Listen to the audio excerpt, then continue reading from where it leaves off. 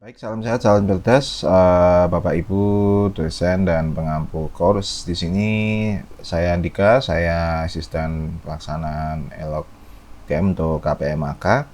Di sini saya akan menjelaskan berbagai fitur untuk Bapak Ibu dosen, asisten dosen, dan course creator untuk terkait dengan pengaturan dari course. Oke. Di sini untuk pengaturan dari course sendiri ada kolom administrasi di sini yang harus kita perhatikan ya.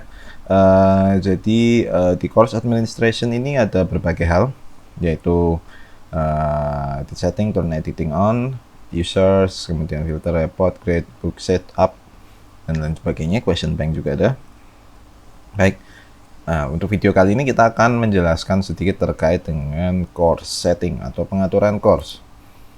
Kita klik ya. Baik, saya akan coba jelaskan satu persatu apakah mungkin Bapak Ibu sekalian ingin mengubah pengaturan dari course setting.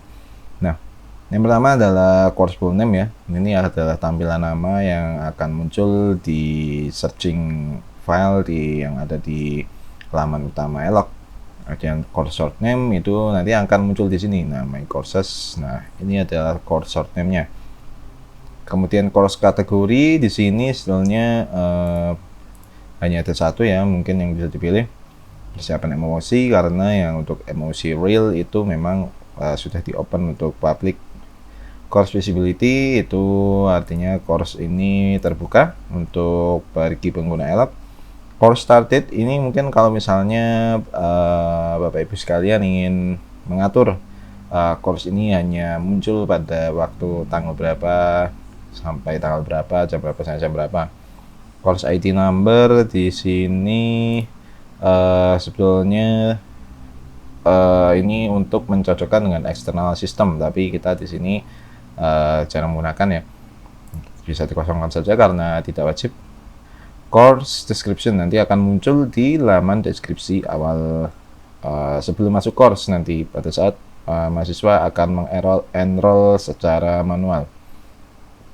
Course image mungkin kalau di awal mau ditambahkan gambar terkait dengan course-nya. Baik, selanjutnya course format ya. Course format ini adalah format course yang bisa kita pilih. Baik, ada berbagai macam format course ya. Yang pertama ada single activity format. Single activity format itu artinya course ini dilaksanakan dalam satu waktu. Kemudian nanti tampilannya itu akan tunggal, tidak terbagi dalam berbagai topik, di mana topik besar semuanya akan dijalankan di situ. Yang kedua ada social format. Social format ini itu akan berintegrasi dengan eksternal lainnya, jarang digunakan. Collapse topic ini yang kita gunakan untuk HTA. Jadi topik-topik itu jadi dalam satu mata kuliah ada berbagai topik atau sesi ya, yang dia akan collapse, artinya bisa dimuncul dan dihilangkan. Topics format bedanya dengan collapse topics. Jadi kalau topics format itu tidak collapse ya, topiknya dia akan langsung jebret muncul semua. Weekly format ini bersama dengan collapse topik, tapi dia ada terbatasan waktu. Number of section ini misalnya untuk collapse topic format, weekly format dia bisa diatur ada berapa seksi. Hidden section. Jadi hidden section ini maksudnya adalah di mana nanti mahasiswa itu apakah bisa langsung melihat seksi-seksi yang atau topik-topik yang ada langsung atau akan di hidden. Nah, kalau di sini pengaturan di HTM masih hidden section are shown in collapse form. Jadi kalau tidak dibuka atau di hide itu mahasiswa tidak bisa. Nah, kalau hidden section are completely invisible, jadi kalau tidak dibuka pada saat kita atur di awal itu memang tidak bisa dibuka. Perbedaannya memang tidak terlalu penting ya, karena kalau kita pakai nanti kita akan lihat ya di pengaturan section ya selanjutnya bagaimana cara menghidden atau mengubah settingan yang ada di topik. Display instruction ya, yes. Jadi nanti setiap kita membuat penugasan, feedback, atau kuis, atau mungkin dokumen, itu kalau kita gunakan display instruction itu akan muncul. Elemen di sini, elemen itu tidak kita gunakan ya biasanya. Elemen di sini untuk menunjukkan itu untuk section apa, hari keberapa, minggu keberapa. Nah, di sini tergantung dari Bapak Ibu sekalian. Kalau tidak ingin melakukan, pilih no edition. Tapi kalau mau melihat, oh ini sesi ini, topik ini, itu untuk hari ini, jam ini, minggu ke ini, gitu. Itu bisa. Structure kita pakai topik ya. Ada juga instrukturnya day atau week. Jadi misalnya week berapa nanti akan muncul, day berapa akan muncul. Column, ini one, kita bikin one column. Kalau untuk column nanti mungkin ada beberapa topik, bisa 2 topik dalam satu kolom. Kolom orientation horizontal, bisa buat vertikal juga kolom-kolomnya. Kemudian toggle enabled, ini untuk fungsi dari toggle atau point-point. View single section enabled ya. Ini untuk melihat setiap seksi akan dilihat secara tunggal atau tidak. Toggle text alignment ini untuk judul dari tiap topiknya, alignmentnya di mana. Icon position ini icon dari tiap topik. Icon set, one section ini sebetulnya terkait dengan desain ya. Mungkin nanti sampai di toggle background over opacity ini itu terkait dengan desain. Bapak Ibu sekalian mungkin bisa lakukan perubahan, uji coba sendiri.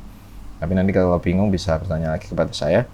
Kemudian section summary when collapse. Jadi ini apakah perlu adanya kesimpulan dari setiap seksi saat di collapse. Kalau collapse berarti kan ditutup. Itu kalau perlu yes, kalau tidak perlu no. Oke, itu terkait dengan course format ya. Next, collapse topic reset option.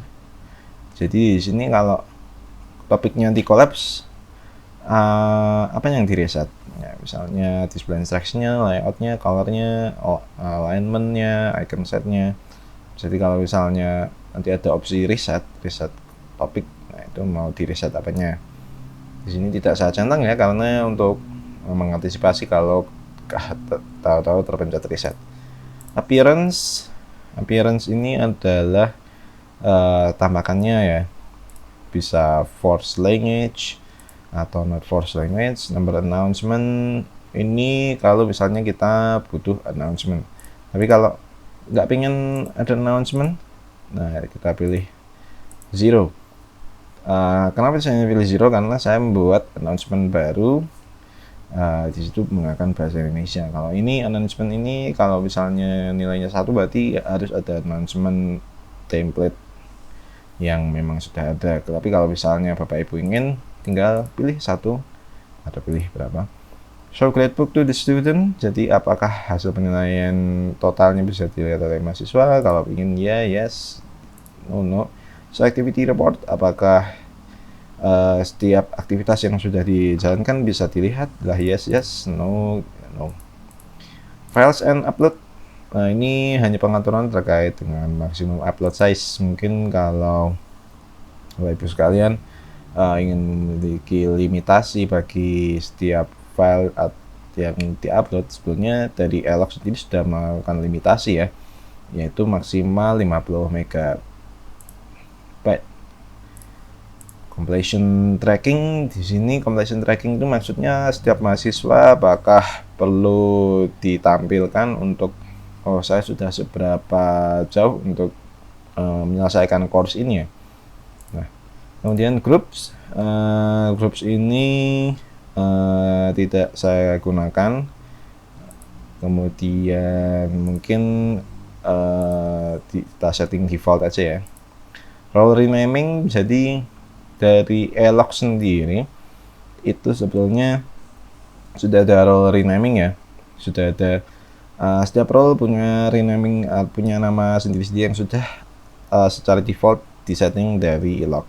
Tapi kalau mungkin Bapak Ibu sekalian mau mengganti nama role-nya di dalam course ini, misalnya manager jadi apa, asisten dosen namanya apa, dosen mitra apa, course creator namanya apa, teacher apa, student apa, guest apa, seperti itu. Nah, itu bisa diganti. Kalau di sini saya untuk memudahkan tidak mengganti ya, tetap menggunakan default dari atau patokan dari sistem L-nya sendiri teks. Di sini juga tidak perlu digunakan. Oke, kalau sudah mungkin Bapak Ibu nanti sudah setting course bisa save and display. Kemudian kalau save and display kita akan kembali ke laman awal. Baik, begitu untuk video pertama. Untuk video tutorialnya akan kita lanjut ke video selanjutnya. Salam headset, salam cerdas.